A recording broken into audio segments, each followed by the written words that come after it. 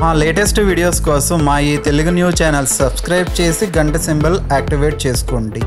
ఈరోజే విజయ ఏకాదశి. మాఘ బహుళ ఏకాదశికే విజయ ఏకాదశి అని పేరు. ఇది పరమ పవిత్రమైన రోజు. ఈరోజు రాత్రి 12 లోపు ఈ వీడియోని చూస్తే చాలు, ఈ వీడియో మీ కంట పెడితే చాలు, అదృష్టం మీ తలుపు తట్టినట్లే. ఈరోజు రాత్రి 12 లోపు ఎవరైతే ఈ వీడియోని చూస్తారో, ఈ కథలను వింటారో వారికి ఉండే జన్మ జన్మల పాపాలు పోయి కోటి జన్మల పుణ్యం వస్తుంది. వద్దన్న అష్టైశ్వర్యాలు వస్తాయి. రాజయోగం పడుతుంది. అపార ఐశ్వర్య యోగం సిద్ధిస్తుంది. ఇక అన్నీ శుభాలే జరుగుతాయి. అన్నీ శుభవార్తలే వింటారు. ముందుగా విజయ ఏకాదశి మహత్యాన్ని తెలిపే ఈ పురాణ కథను వింటే చాలు, కోటి జన్మల పుణ్యం వస్తుంది. ఒకసారి ధర్మరాజు శ్రీకృష్ణుడితో, కృష్ణ, మాఘమాస బహుళ పక్షంలో వచ్చే ఏకాదశి పేరేమిటి? దానిని గురించి నాకు వివరించండి అని అడిగాడు. దానికి ప్రత్యుత్తరంగా శ్రీకృష్ణుడు ఇలా వివరించాడు. రాజా, మాఘమాసంలోని కృష్ణపక్షంలో వచ్చే ఏకాదశి పేరు విజయ ఏకాదశి. విజయ ఏకాదశి అని తెలియబడే ఈ ఏకాదశిని గురించి నీకు ఆనందంగా వివరిస్తాను. ఈ ఏకాదశి వ్రతాన్ని పాటించటం ద్వారా అన్ని పాపాలు ఒకేసారి నశించిపోతాయి. ఈ ఏకాదశి గురించి ఒక్కసారి బ్రహ్మదేవుడు నారదుడికి చెప్పాడు అని ఇలా వివరించసాగాడు. ఒకసారి నారదుడు బ్రహ్మదేవుణ్ణి సమీపించి, ఓ దేవతా శ్రేష్ఠుడా, మాఘమాసం కృష్ణపక్షంలో వచ్చే విజయ ఏకాదశిని పాటించేవాడు సాధించే ఫలాన్ని నాకు వివరించండి అని వినమ్రంగా అడిగాడు. అది విన్న బ్రహ్మదేవుడు నారదునితో, పుత్ర, ఈ పురాతన వృత్తాంతం అత్యంత పవిత్రమైనది, సకల పాపాలను నశింపచేసేది. పేరుకు తగినట్లుగా ఇది నిజానికి గొప్ప ఫలితాలను ఇస్తుంది. ఈ విజయ ఏకాదశి మనిషికి నిస్సందేహంగా విజయాన్ని చేకూరుస్తుంది.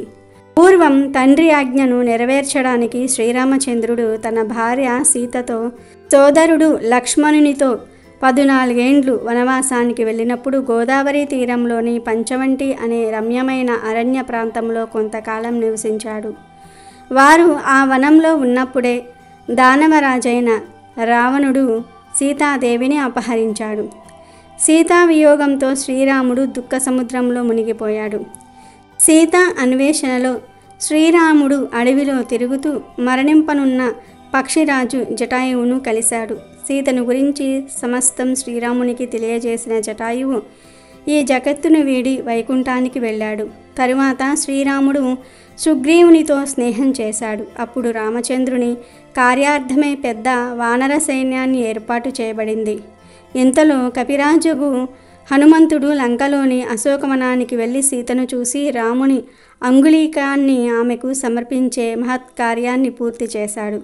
తదనంతరం హనుమంతుడు రామచంద్రుని దగ్గరకు తిరిగి వచ్చి సమస్తాన్ని అతనికి వివరించాడు. హనుమంతుని మాటలను వినిన తర్వాత శ్రీరాముడు తన మిత్రుడైన సుగ్రీవుడితో సంప్రదించి లంకపై దండెత్తడానికి నిశ్చయించాడు. అప్పుడు శ్రీరాముడు పెద్ద వానర సేనతో సముద్ర తీరానికి అరుదించి లక్ష్మణుడితో సౌమిత్రి, తిమింగలాలు, ముసళ్ళు వంటి భయంకరమైన జలచరాలతో నిండినటి ఈ అగాధమైన సముద్రాన్ని మనం ఎలా దాటగలం అని అన్నాడు. రాముని మాటలకు ప్రత్యుత్తరంగా లక్ష్మణుడు, ఓ ఆదిపురుష, నీవు దేవదేవుడవు. ఈ ద్వీపంలో ఐకద్యాలుడు అనే ఒక ముని ఉన్నాడు. ఆయన ఆశ్రమం ఇక్కడకు 4 మైళ్ళ దూరంలో ఉంది. ఓ రఘునందన, ఆ మునికి బ్రహ్మ దర్శనం కలిగింది. ఈ సముద్రాన్ని దాటే ఉపాయాన్ని మనం ఆయన నుండే అడుగుదాం అని అన్నాడు. లక్ష్మణునిచే ఈ విధంగా సలహా పొందిన శ్రీరాముడు ఐకదాల్యుని ఆశ్రమానికి వెళ్ళి ఆ మునికి వందనం చేశాడు. వచ్చిన వ్యక్తి శ్రీరామచంద్రుడని, రావణ సంహారం వంటి ప్రత్యేక కార్యార్థమై ఇప్పుడు అవతరించాడని సర్వజ్ఞుడైన ఆ ముని వెంటనే తెలుసుకోగలిగాడు. వెంటనే ఆ ముని శ్రీరాముడు వచ్చిన కార్యం గురించి ప్రశ్నించాడు. అప్పుడు శ్రీరాముడు ఆ మునితో, ఓ బ్రాహ్మణోత్తమ, దానవులతో పోరాడి లంకను జయించడానికి నేను వానరసేనతో ఈ సాగర తీరానికి మీ కృప కోసం వచ్చాను. ఓ మునివర్య, దయతో ఈ దుస్తరమైన సాగరాన్ని నేను సులభంగా దాటగలిగే ఉపాయాన్ని చెప్పండి అని అడిగాడు. దానికి ప్రత్యుత్తరంగా ముని శ్రీరామునితో, శ్రీరామ, యుద్ధాన్ని జయించి నీవు ఈ జగత్తులో అసాధారణ యశస్సును సంపదను పొందగలిగే ఒక మహత్తర వ్రతాన్ని నీకు చెప్తాను. కానీ ఈ వ్రతాన్ని నీవు అనన్య చిత్తంతో పాటించాలి. రామచంద్ర మాఘమాసంలో కృష్ణపక్షంలో వచ్చే ఏకాదశి విజయ ఏకాదశిగా ప్రసిద్ధి చెందింది. ఈ ఏకాదశి వ్రత పాలనచే నీవు నీ వానర సేనతో పాటు ఈ సముద్రాన్ని దాటగలవు. ఈ ఏకాదశి వ్రత విధానాన్ని సావధానంగా విను. ఏకాదశి ముందు రోజు బంగారు, వెండి, రాగి లేదా మట్టి కుండలలో నీరు నింపి దానిని మామిడాకులతో అలంకరించాలి. తరువాత దానిని సప్త ధాన్యాలతో అలంకరించిన వేదికపై ఉంచి దానిపై నారాయణుని స్వర్ణమూర్తిని నిలపాలి. ఏకాదశి రోజు నువ్వు తెల్లవారుజామునే స్నానం చేసి తులసి దళాలను, గంధాన్ని, పూమాలలను, ధూపదీపాలను, నైవేద్యాన్ని సమర్పించి నారాయణ్ణి పూజించాలి. ఆ రాత్రి జాగరణ కూడా చేయాలి. మర్నాడు ఆ పాత్రను నదీ తీరం, కొలను లేదా సరస్సు ఒడ్డున ఉంచి సూర్యోదయం తర్వాత దానిని యథావిధిగా పూజించాలి. ఆ తర్వాత నారాయణమూర్తితో పాటు ఆ పాత్రను బ్రహ్మచర్య వ్రతాన్ని పాటిస్తున్న బ్రాహ్మణుడికి దానం చేయాలి. ఈ విధంగా చేస్తే నీవు నిశ్చయంగా నీ శత్రువులను ఓడిస్తావు అని అన్నాడు. ముని ఆదేశానుసారము శ్రీరామచంద్రుడు ఈ ఏకాదశి వ్రతాన్ని పాటించి సముద్రం మీద వారధిని కట్టాడు. తర్వాత రావణుడితో యుద్ధం చేసి విజయాన్ని సాధించాడు. ఈ ఏకాదశి వ్రతాన్ని యథావిధిగా పాటించే వ్యక్తి ఖచ్చితంగా ఇహపరాలలో విజయాన్ని సాధిస్తాడు అని నారదునితో బ్రహ్మదేవుడు చెప్పి, పుత్ర, కనుక ప్రతి మానవుడు ఈ విజయ ఏకాదశి వ్రతాన్ని తప్పకుండా పాటించాలి. ఈ విజయ ఏకాదశి మహిమ మనిషి యొక్క సమస్త పాపాలను నశింపచేస్తుంది అని చెప్పాడు అని కృష్ణుడు ధర్మరాజుతో చెప్పాడు. ఈ ఏకాదశి మహత్యాన్ని చదివేవాడు, వినేవాడు వాజపేయ యజ్ఞ ఫలాన్ని పొందుతాడు. అలాగే ఈ ఏకాదశి రోజు జాతకాన్ని మార్చలేమా అని తెలియజెప్పే ఈ కథను వింటే పట్టిందల్లా బంగారమవుతుంది, రాజయోగం పడుతుంది. అవంతి నగరంలో ఒక వేద పండితుడు ఉండేవాడు. ఇతనంటే ఊరందరికీ బాగా నమ్మకం. చివరికి రాజుగారికి కూడా నమ్మకం. ఎక్కడ ఏ కార్యం చేయాలనుకున్నా ఇతడి చేత చేయించేవారు. ఇతడికి ఎన్నో ఏళ్లుగా సంతానం లేకపోవటం వలన యజ్ఞాలు చేశాడు, యాగాలు చేశాడు. చివరికి పుత్ర కామేష్టి యాగం చేయగా ఒక పుత్రుడు జన్మించాడు. ఎంతో సంతోషంతో జాతకాది కర్మలు చేశాడు. ఒకరోజు ఈ పిల్లవాడి జాతక చక్రం వేసి చూడగా ఇతడు భవిష్యత్తులో గజదొంగ అవుతాడు అని ఉంది. ఆ జాతకం చూసి పండితుడి గుండె జల్లుమంది. అయినా మళ్ళీ మళ్ళీ వేశాడు. ఎన్నిసార్లు చూసినా గజదొంగ అవుతాడు అని వచ్చింది. అప్పుడు పండితుడు, బాబోయ్, నేను పండితుణ్ణి, వీడు గజదొంగ. పండిత పుత్రుడు పరమశుంఠ అనే మాట నిజమవుతుందేమో అని భయపడ్డాడు. ఇంతలోనే మనసును అదుపులోకి తెచ్చుకుని, వీడి జాతకాన్ని మార్చలేము కానీ మనసును అదుపు చేయాలి, ఎలా ఎలా ఎలా అని ఆలోచించి ఆ రోజు నుండి పిల్లాడికి రామాయణ, భారత, భాగవతాలు, గరుడ పురాణం లాంటి పురాణాలు బాగా చెప్పాడు. వీటిలో ప్రత్యేకంగా గరుడ పురాణం మరీ 1కి 10 సార్లు వినిపించాడు. దాంతో పిల్లాడి హృదయంలో జ్ఞాన సంపద వెలిగింది. ఈ తప్పు చేస్తే ఈ శిక్ష పడుతుంది, ఈ తప్పు చేస్తే మరో శిక్ష పడుతుంది. బంగారం దొంగతనం చేస్తే కుష్టివ్యాధి వస్తుంది, వెండి దొంగతనం చేస్తే క్షయవ్యాధి వస్తుంది. ఎవరినైనా దూషించటం, పరుల మీద నిందలు వేయటం, గురువులను, వేదాలను నిందించటం, దొంగతనాలు చేయటం లాంటివి చేస్తే ప్రాణం తీసుకు చావాలి, ఇంకా అనేక శిక్షలు అనుభవించాలి అని మనసులో లోతుగా పాతుకుపోయింది. ఎట్టకేలకు ఈ కుర్రాడు కూడా పండితుడు అయ్యాడు. ఇతడి పేరు కూడా క్రమంగా ఆ నోట ఈ నోట పడి రాజుగారి దగ్గరికి వెళ్ళింది. రాజుగారు పండితుడి తండ్రిని పిలిచి, ఓ పండిత బ్రహ్మ, భూసురోత్తమ, నీ కుమారుడి గుణగణాలు విన్నాను. ఇక నుండి నా దగ్గర పురోహితుడిగా చేయడానికి పంపించు అనగానే సంతోషించి అలాగే అని చెప్పి వెళ్ళాడు. అలా వెళ్ళాడే గాని మనసంతా ఆందోళన. వీడి జాతకంలో గజదొంగ అవుతాడని ఉంది. ఇన్నాళ్ళు నా దగ్గర ఉన్నాడు గనుక ఏదో ఒకటి చెప్పి వాడి మనసు మళ్ళకుండా చేశాను. ఇప్పుడు రాజమందిరంలోనికి ప్రవేశిస్తే అక్కడ ఉండే బంగారం, వెండి, ఇతర విలువైన సామాగ్రి చూసి పొరపాటున మనసు మారి దొంగతనం చేస్తే వాడి తలే పోతుంది. అయ్యో, పంపించకపోతే వీడికి భవిష్యత్తు ఉండదు. అక్కడికి వెళ్ళాక ఏదైనా చేస్తే మనిషే ఉండడు అని తనను తాను నిగ్రహించుకొని కొడుకును పిలిచి, నాయనా, రేపటి నుండి నువ్వు రాజమందిరంలో పురోహితుడిగా చెయ్యాలి కనుక చాలా జాగ్రత్తగా ఉండాలి. ఏమరపాటుతో ఉన్నావా, తలే తీసేస్తాడు రాజుగారు అని మళ్ళీ గరుడ పురాణం చెప్పి ఎన్నెన్నో నీతులు చెప్పి జాగ్రత్తలు చెప్పి పంపించాడు. చిన్ననాటి నుండి ఇలా పురాణాలు, రామాయణ, భారత భాగవతాలు చెప్తూ ఉంటే ఎందుకు చెప్తున్నాడో అర్థమయ్యేది కాదు ఈ పండిత పుత్రుడికి. వీడు గజదొంగ అవుతాడని తండ్రికి తప్ప వీడికి తెలియదు. మొత్తం మీద రాజుగారిని కలిసి అక్కడ పురోహితుడిగా నియమితుడయ్యాడు. పూజ చేయడానికి పూజా మందిరంలోనికి వెళ్ళగానే అక్కడ ధగధగా మెరిసిపోతున్న వజ్రాలు, పగడాలు, బంగారము, వెండి వస్తువులు చూసి ఆహా, నా జీవితంలో ఇలాంటివి చూడలేదు అంటూ చేతితో పట్టుకోబోయాడు. వాటిని తీసుకోవాలనిపించింది. వెంటనే మనసులో అమ్మో, ఈ దొంగతనం చేస్తే ఈ బాధలు పడాలి అని చిన్నప్పటి నుండి తన తండ్రి చెప్పిన మాటలు, పురాణాలు గుర్తొచ్చి అమ్మో వద్దు వద్దు అని వెనక్కి తగ్గి పూజాది కార్యక్రమాలు చేశాడు. ఇలా కొన్నాళ్ళు గడిచింది.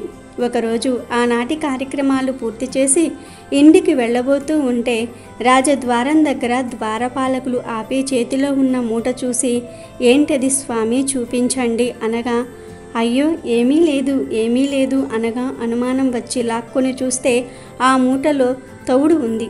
ఇదేంటి స్వామి, తవుడు మూట పట్టుకుపోతున్నారు అని ద్వారపాలకులు అడగగా పండితుడు బెదిరిపోతూ చూశాడు. ఇక ద్వారపాలకులు సందేహంతో రాజుగారి దగ్గర ఇతడిని ప్రవేశపెట్టారు. అప్పుడు రాజుగారికి జరిగిందంతా పూసగుచ్చినట్లు భటులు చెప్పారు.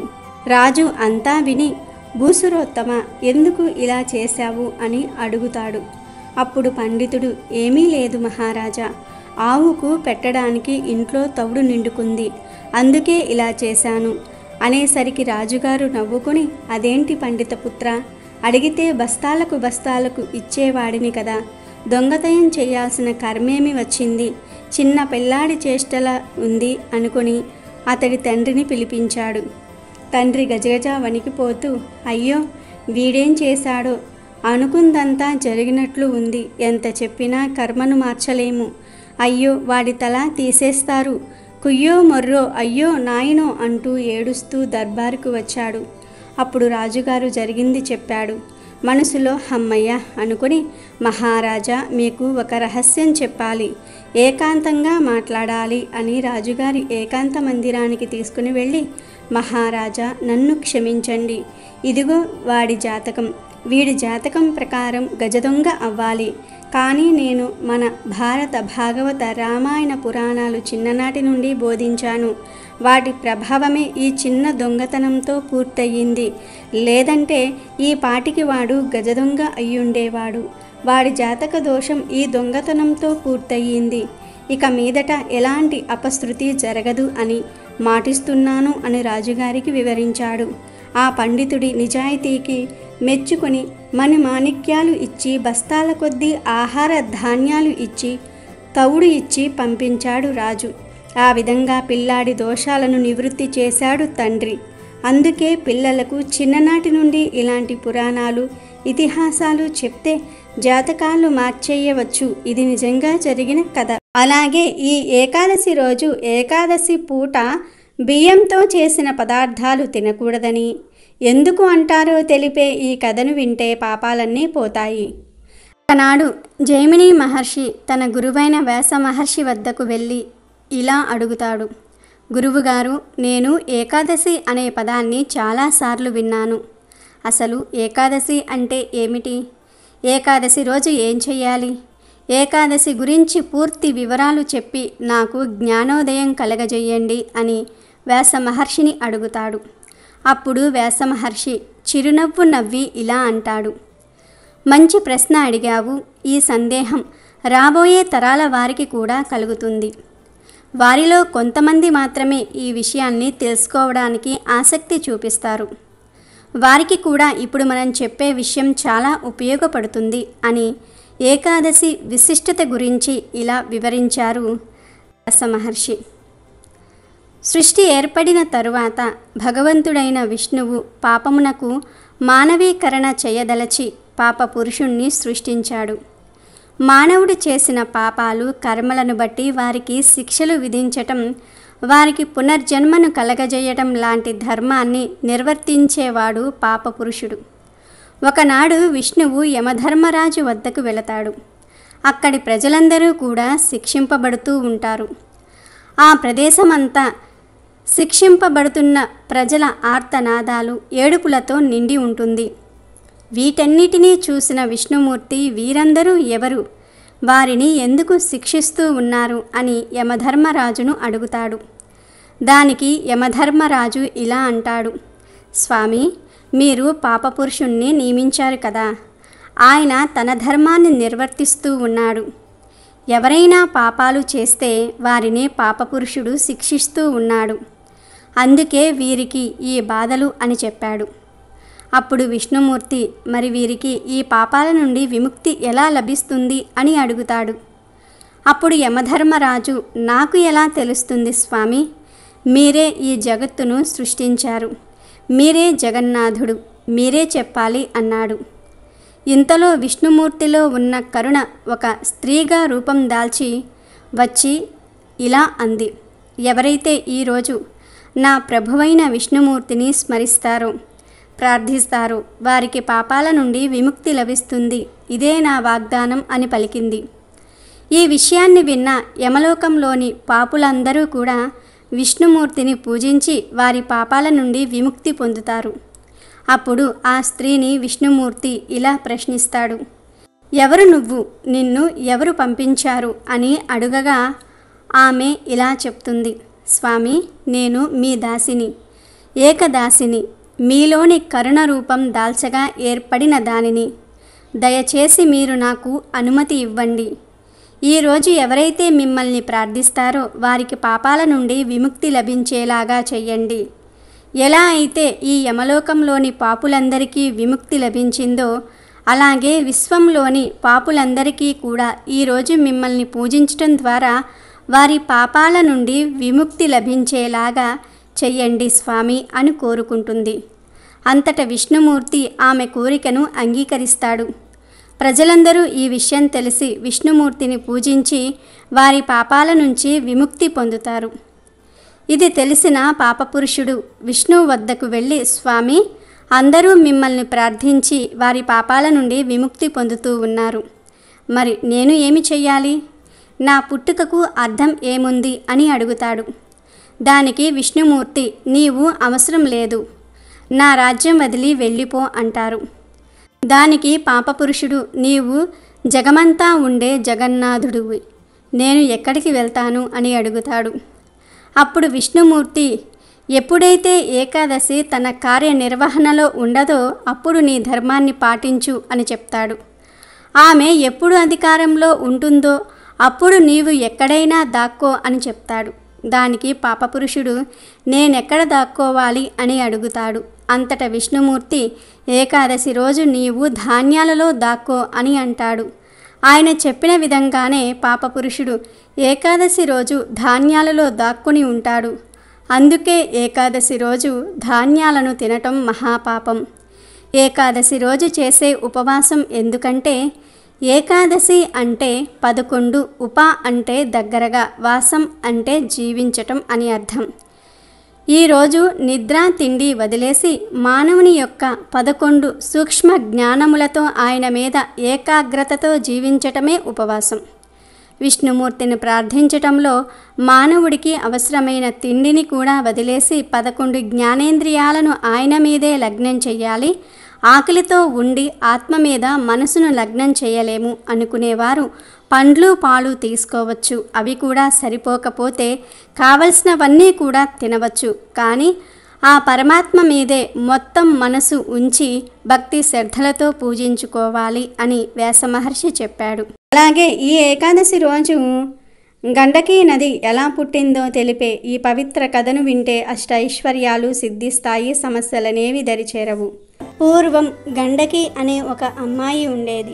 ఆమె అందానికి ఎవరైనా సరే దాసోహం అవ్వాల్సిందే. శ్రావస్తి అనే నగరంలో ఈ గండకి ఉండేది. గండకి ఒక వేశ్య. గండకితో ఒక రాత్రి గడిపితే చాలు వాళ్ళ తలరాతలు మారిపోయేవి, వాళ్ళ అదృష్టాలు మారిపోయేవి, బాగా సంపన్నులుగా గొప్పవాళ్లుగా మారిపోయేవారు. దీంతో చాలామంది డబ్బు ఉన్నవాళ్ళు కూడా ఆమెను అనుభవించాలనుకునేవారు. అయితే గండకి మాత్రం అందరినీ తన దగ్గరకు రానిచ్చేది కాదు. చెడ్డవాళ్లతో అస్సలు గడిపేది కాదు. రోజుకు ఒక వ్యక్తితోనే గడిపేది. తాను మరుసటి రోజు గడపబోయే వ్యక్తితో ముందు రోజు బేరం కుదుర్చుకునేది. ఇక ఆ రోజు మొత్తం అతనినే భర్తగా భావించేది. తను ఏది కోరితే అది చేసేది. కేవలం సుఖం అందించటమే కాదు, తనను భర్తగా భావించి తాను చెప్పే ప్రతి పని చేసేది. తన వద్దకు వచ్చిన వ్యక్తికి ఏమైనా అయితే తట్టుకోలేకపోయేది. ఒకసారి గండకి గురించి నారాయణుడికి తెలిసింది. ఆమెను పరీక్షించాలనుకున్నాడు నారాయణుడు. దాంతో ఒకరోజు ముందు విష్ణువు మారువేషంలో వెళ్ళి గండకితో బేరం కుదుర్చుకున్నాడు. గండకి కూడా అతను మంచివాడిలాగా కనిపించాడు కాబట్టి ఒకరోజు ఆయనకు భార్యలా ఉండేందుకు ఒప్పుకుంది. మరుసటి రోజు విష్ణువు వస్తాడు. తనకు ముందుగా భార్యలా స్నానం చేయించి కడుపు నిండా భోజనం పెట్టమని కోరుకుంటాడు నారాయణుడు. సరే అని గండకి ముందుగా ఆయనకు స్నానం చేయించబోతుంది. బట్టలు తీసివేస్తే ఒంటి నిండా పుండ్లు కనబడతాయి. నారాయణుడు అందవికారంగా కనిపించాడు. అయినా కూడా ఆమె శ్రద్ధగా స్నానం చేయించింది. సువాసనలు గుప్పించే సుగంధ ద్రవ్యాలను గండకి ఆయనకు పూసింది. కొత్త బట్టలు తొడిగించింది. తర్వాత తనే వంట చేసి అతనికి వడ్డించింది. అతని చేతులకు మొత్తం పుండ్లు ఉండటంతో సరిగ్గా తినలేకపోతాడు. దాంతో ఆమె తినిపిస్తుంది. తర్వాత మిగిలిన అన్నాన్ని ఆమె తింటుంది. ఆ తర్వాత అతన్ని పక్క మీదకు తీసుకువెళ్తుంది. కానీ ఆయనకు బాగా జ్వరం వస్తుంది. అతనికి ఆ రోజంతా సేవ చేస్తుంది గండకి. ఆ రోజు రాత్రి అతను చనిపోతాడు. గండకి తన సొంత భర్త చనిపోయాడన్నట్లుగా బాధపడుతుంది, రోదిస్తుంది. భర్తతో పాటు తాను కూడా చితిలో పడుకుని సతీ సహగమనం చేయడానికి సిద్ధమవుతుంది. అందరూ అడ్డుకున్నా కూడా వినదు. తన దగ్గర ఉండే సొమ్మునంతా కూడా బీదలకు పంచిపెడుతుంది. తర్వాత శ్మశానంలో చితిలోనికి దూకుతుంది. అయితే అలా దూకిన వెంటనే చితి మంటలు ఒక్కసారిగా మల్లెపూల మాదిరిగా మారిపోతాయి. విష్ణువు ప్రత్యక్షమై నువ్వు చేసే వృత్తిని నిజాయితీగా చేయటం నాకు నచ్చింది అంటాడు. గండకి సంబరంగా విష్ణువు వైపే చూస్తుంది. నీకు ఏం వరం కావాలో కోరుకో గండకి అంటాడు విష్ణుమూర్తి. గండకి విష్ణువునే తన గర్భాన పుట్టాలని కోరుకుంటుంది. సరే, నీ కోరిక వచ్చే జన్మలో తీరుస్తాను. నీ గర్భంలో ఎప్పుడూ నేను పుడుతూనే ఉంటానంటాడు విష్ణువు. ఆ ప్రకారం గండకి మరు జన్మలో నదిగా పుట్టింది. ఆ నది గర్భంలోనే శాలిగ్రామాలు అంటే విష్ణుమూర్తి రూపంతో ఉండేవి పుడుతూనే ఉన్నాయి. ఇది శాలిగ్రామం. గండకి కథ. తులసి శాపం వలన శాలగ్రామంగా మారిన విష్ణువు గండకి ఇచ్చిన వరం వలన గండకీ నదిలోనికి శాలగ్రామ రూపంలో చేరతాడు. అలాగే ఈ ఏకాదశి రోజు మంచి మనుషులకు చెడు చేయాలని చూస్తే ఏం జరుగుతుందో తెలిపే ఈ కథను వింటే పట్టిందల్లా బంగారం అవుతుంది. రంగాపురంలో గోపాలయ్య అనే ఒక కష్టజీవి ఉండేవాడు. కానీ ఆయన కష్టంతో గోపాలయ్య సంపాదించిందంతా ఒకే ఒక్క ఆవు, ఓ చిన్నపాటి పొలం. ఆ ఒక్క ఆవు పాలు పెరుగు అమ్మి ఉన్నంతలో పొదుపుగా బ్రతికేవాళ్ళు వాళ్ళు. నా తర్వాత మా రాజయ్య ఎట్లా బతుకుతాడు అని గోపాలయ్యకు విచారంగా ఉండేది. ఆ విచారానికి కారణం లేకపోలేదు. గోపాలయ్య కొడుకు రాజయ్య చాలా అమాయకుడు. వాడి అమాయకత్వం వల్ల ఒక్కోసారి చాలానే కష్టం అయ్యేది. లౌక్యంతో కూడుకున్న పనులు చెడిపోయేవి. కుటుంబమంతా ఎగతాళికి గురి అవ్వాల్సి వచ్చేది. రాజయ్యకు ఓ మంచి తెలివైన పిల్ల భార్యగా దొరికితే చాలు, వాళ్ళు సుఖంగా బ్రతుకుతారు అని ఆలోచించిన గోపాలయ్యకు తన చిన్ననాటి స్నేహితుడు శంకరయ్య గుర్తుకు వచ్చాడు. శంకరయ్యది తమలాంటి కుటుంబమే. వాడిని అడిగితే పొరుగురులో ఏమైనా సంబంధాలు చూసి పెడతాడు అనే ఆశతే గోపాలయ్య ఒకనాడు పనిమాలా పోయి శంకరయ్యను కలిశాడు. అప్పుడు శంకరయ్య, రారా గోపాలం రా, ఎంతకాలానికి గుర్తొచ్చాను నీకు. మీ వాడికి 5 ఏళ్ళు ఉన్నప్పుడు కలిశాం. ఎట్లా ఉన్నావు నువ్వు, వదినమ్మ ఎలా ఉన్నది అంటూ ఆప్యాయంగా పిలిచాడు. ముచ్చట్లు అవి ఇవి పూర్తయ్యాక శంకరయ్య పిల్లవాడు పెళ్ళిడికి వచ్చాడు. ఎవరైనా మంచి పిల్లను తెచ్చి వాడి పెళ్లి చెయ్యాలని అనుకుంటూ ఉన్నాను. నీకేమైనా సంబంధాలు తెలిస్తే చూడు, మావాడు కష్టపడి పనిచేస్తాడు, కానీ బాగా అమాయకుడు. మాకు ఓ ఆవు, చిన్నపాటి పొలం ఉన్నాయి. ఎట్లాగో అట్లా వాడికి ఓ మంచి తెలివైన అమ్మాయినిచ్చి పెళ్లి చేస్తే నా బాధ్యత తీరుతుంది, మా వాడి జీవితము ఒక దారిన పడుతుంది అని చెప్పాడు గోపాలయ్య. శంకరయ్య మురిసిపోతూ, గోపాలయ్య, మీ వాడు లక్షణంగా బాగుంటాడు, ఈ మాట మీద నమ్మకం ఉంది. అన్ని ఆస్తులు ఒక ఎత్తు, కష్టపడే లక్షణం మరొక ఎత్తు. ఆ ఒక్క లక్షణం ఉంటే చాలు, ఆస్తిపాస్తులన్నీ సమకూర్చుకోవచ్చు. మీ కుటుంబానికి చక్కగా సరిపోతుంది నా బిడ్డ కాత్యాయిని. ఆమెను నీ కొడుకుకు ఇస్తే బాగుంటుందనిపిస్తుంది అని మనసులో మాట చెప్పాడు శంకరయ్య. అంతకన్నానా? అయితే ముందు నీ కూతురితో నేను 2 మాటలు మాట్లాడనివ్వు అన్నాడు గోపాలయ్య. కాగల కార్యం గంధర్వులు తీర్చటం అంటే ఇదేనేమో అంటూ తన కూతురు కాత్యాయిని పిలిచాడు శంకరయ్య. కాత్యాయిని లక్ష్మీదేవిలాగా లక్షణమైన గుణాలు కలిగిన అమ్మాయి, చాలా తెలివైనది. కాత్యాయిని, నా చిన్ననాటి స్నేహితుడు గోపాల మామయ్య వచ్చాడు, కాసిన్ని మంచినీళ్లు పట్టుకురా తల్లి అని చెప్పాడు. శుభ్రంగా తోమిన గ్లాసులో మంచినీళ్లు పట్టుకుని వచ్చింది కాత్యాయిని. గోపాలయ్య ఆమెను ప్రేమగా పలకరించి, నేను నిన్ను 2 చిన్న ప్రశ్నలు అడుగుతాను, సమాధానం చెప్తావా తల్లి అని అడిగాడు గోపాలయ్య. అడగండి మావయ్య అన్నది కాత్యాయిని. మన ఇంటికి ఎవరైనా అతిథి వచ్చాడనుకోమ్మా, బాగా ఆకలితో సరిగ్గా ఆ సమయానికి మన ఇంట్లో కూరలు లేకపోతే ఎలాగా? మనం పెట్టే భోజనం అతనికి రుచిస్తుందా అని అడిగాడు గోపాలయ్య. ఆకలి రుచి ఎరుగదు అంటారు కదా మామయ్య. ఇంట్లో ఉన్న పచ్చడి, పెరుగు కూడా అట్లా ఆకలిగా ఉన్నవాడికి పంచభక్ష పరమాన్నాల్లాగా తోస్తాయి. కూరగాయలే పెట్టాలని ఏమీ లేదు అని చెప్పింది కాత్యాయిని. ఆ జవాబుకు గోపాలయ్య తృప్తి చెంది మరొక ప్రశ్న అడిగాడు. ఒకవేళ ఎవరైనా తెలివైన అమ్మాయికి అమాయకుడైన భర్త దొరికాడనుకో, అప్పుడు ఆ అమ్మాయి ఏం చేయాలి అని. అమాయకుడైతే ఏం నష్టం? మంచివాడు, కష్టపడే తత్వం ఉన్నవాడైతే చాలు, అన్నీ సర్దుకుంటాయి అన్నది కాత్యాయిని. ఆమె మాటలు విన్న తర్వాత గోపాలయ్య మనస్సు చల్లబడింది. అటు తర్వాత ఇరు కుటుంబాల వాళ్ళు మాట్లాడుకుని కాత్యాయిని, రాజయ్యల పెళ్లి జరిపించారు. కాత్యాయిని రాగానే ఆ ఇంటికి లక్ష్మీకళ వచ్చింది. అంతేకాదు, కాత్యాయిని ఎప్పుడూ లక్ష్మీదేవిని పూజిస్తూ ఉండేది, పెద్దలను గౌరవిస్తూ ఉండేది, ఇంటిని పరిశుభ్రంగా ఉంచుకునేది.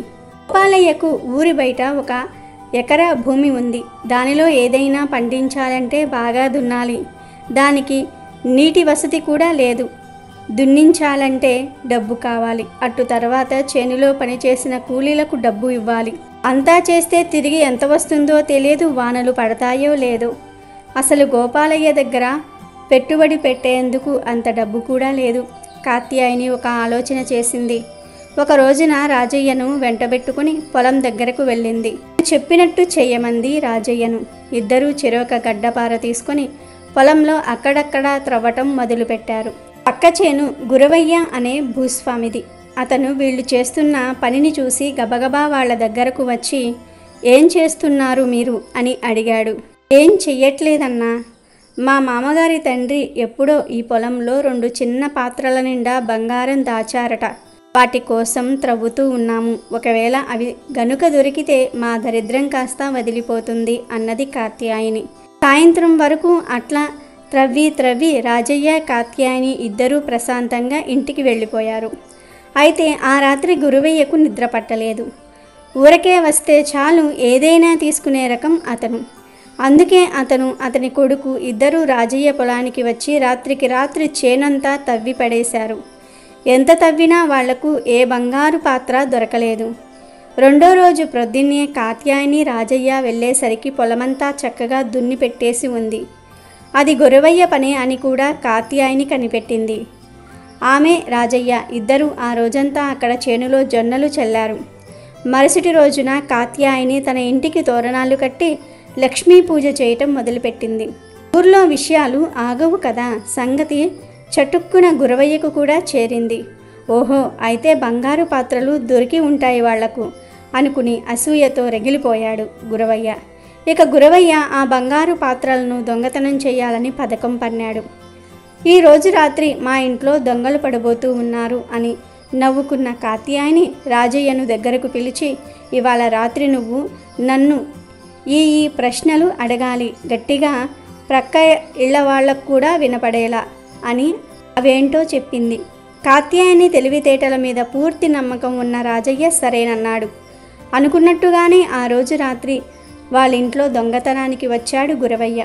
అర్ధరాత్రి అవుతూ ఉండగా కిటికీ తెరలు పక్కకు జరిపి దొంగగా లోపలికి చూడటం మొదలుపెట్టాడు. అతని కోసమే ఎదురు చూస్తున్న కాత్యాయని భర్తను మోచేత్తో ముడిచి, అందరూ పడుకున్నారు, ఇప్పుడు అడుగు, ఏం అడుగుతావో అన్నది. ఆ బంగారు పాత్రల సంగతేమిటి అని గట్టిగా అడిగాడు రాజయ్య. కిటికీ అవతలి నుండి గురవయ్య చెవులు నిక్కబొడుచుకుని వింటున్నాడు. అది చూసుకున్న కాత్యాయని, అబ్బా హాయిగా పడుకోవయ్యా, మనకేమీ భయం లేదు, ఎవరైనా దొంగలు వస్తే కష్టం కదా అని బంగారు పాత్రల్ని మన ఇంటి ఎదురుగా ఉన్న ఆ పెద్ద చెట్టు కొమ్మల్లో దాచాను అని జవాబిచ్చింది. అది విన్న గురవయ్య ఇక ఆలస్యం చేయలేదు. గబుక్కున వెళ్ళి ఆ చెట్టు ఎక్కాడు. మస్క వెలుతురులో కొమ్మల చాటున నిజంగానే ఏవే పాత్రల వంటివి కనపడ్డాయి అతనికి. తిప్పారిన మొహంతో గబుక్కున వాటిని అందుకోపోయాడు గురవయ్య. అంతే, అవి పాత్రలు కాదు, తేనె పట్టులు. తక్షణం జుమ్మని పైకి లేచిన తేనెటీగలు గురవయ్యను చుట్టుముట్టి వల్లంతా కుట్టి కుట్టి వదిలాయి. గురవయ్య ఆహాకారాలు చేసుకుంటూ చెట్టు మీది నుండి జారి కింద పడ్డాడు. అతని అరుపులు విన్న రాజయ్య, కాత్యాయని హడావడిగా ఇంటి బయటకు వచ్చి చెట్టు కింద పడి ఉన్న తేనె పట్టును గిన్నెలోకి ఎత్తుకొని అట్లానే గురవయ్యను కూడా మర్యాదగా లేవనెత్తి ఇంట్లోకి తీసుకువెళ్ళి చక్కగా పసరు మందు తెచ్చి రాసి మంచినీళ్లు త్రాపించి తెల్లవారాక మర్యాదగా సాగనంపారు. ఆ సంఘటనతో గురవయ్యకు జ్ఞానోదయం అయ్యింది. మంచి మనుషులకు అన్యాయం చేయాలని చూస్తే తనకే తగిన శాస్తి జరుగుతుందని అర్థమైంది. వీళ్లతో పెట్టుకుంటే మొదటికే మోసం వస్తుంది అని ఇంకా వాళ్ల జోలికి పోకుండా ఊరుకున్నాడు. అంతలో వానాకాలం రానే వచ్చింది. బాగా త్రవ్వి గింజలు వేసినందున రాజయ్య పొలంలోనికి నీరు ఇంకి ఆ ఏడాది భలే బాగా పండింది పంట. కాత్యాయని తెలివికి రాజయ్య, గోపాలయ్య ఇద్దరూ ఎంతో సంతోషపడ్డారు. కాత్యాయని సహచర్యంలో రాజయ్య కూడా అమాయకత్వాన్ని వీడి తెలివివంతుడైనాడు. కష్టానికి తెలివితేటలు కూడా తోడవ్వటంతో అటుపైన వాళ్ళిద్దరూ పట్టిందల్లా బంగారమయ్యింది. కొంతకాలంలోనే వారు ధనవంతులుగా మారిపోయారు. కనుక ఆ లక్ష్మీదేవిని నమ్ముకుని తెలివితేటలతో ప్రవర్తిస్తే ఎంత పేదవారైనా సరే ధనవంతులుగా మారవచ్చు అనే నీతిని ఈ కథ ద్వారా గ్రహించాలి. కాబట్టి ఈరోజు రాత్రి 12 లోపు ఈ కథలు వింటే చాలు. అదృష్టం మీ తలుపు తట్టినట్లే. ఈరోజు రాత్రి 12 లోపు ఎవరైతే ఈ వీడియోను చూస్తారో, ఈ కథలను వింటారో వారికి ఉండే జన్మజన్మల పాపాలు పోయి కోటి జన్మల పుణ్యం వస్తుంది. వద్దన్న అష్టైశ్వర్యాలు వస్తాయి. రాజయోగం పడుతుంది. అపార ఐశ్వర్య యోగం సిద్ధిస్తుంది. ఇక అన్నీ శుభాలే జరుగుతాయి. అన్నీ శుభవార్తలే వింటారు. అమెజాన్లో బెస్ట్ డిస్కౌంట్స్ కోసం వీడియో డిస్క్రిప్షన్లో లింకు ఉంది, చూడండి. అలాగే మా టెలిగ్రామ్ ఛానల్ సబ్స్క్రైబ్ చేసుకోండి.